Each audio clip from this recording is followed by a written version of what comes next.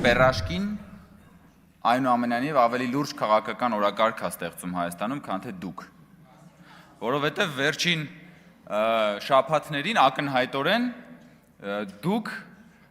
պտտվում եք պերաշկու շուրջ։ Պերաշկին դարձել է ձեր առանցքը։ Ոնց է երկիր մոլորակը պտտվում իր առանցքի շուրջ, դուք, եթե մենք ձեր առանցքից հանենք պերաշկին, դուք կքանդվեք։ Միջև էդ էլ նես չէր, որ միջև էդ էլ նես չէր, որ տենց մի բան էիք։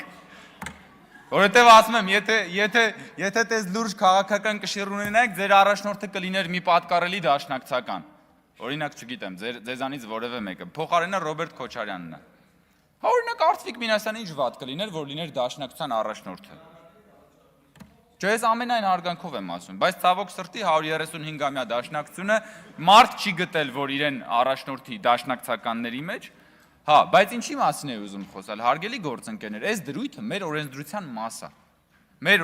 մաս է, տիմերում, կուսակցությունների մասին օրենքն է արգելում, անձնանուններ օգտագործել, այսինքն այն, որ դուք ներկայացնում եք, որ կարծես սա օդից եկավ, ուրիշ մոլորակից եկավ, հայտնվեց այստեղ, այդպես չի։ Դուք շատ լավ հասկանում եք, որ սա մեր օրենսդրության մաս է,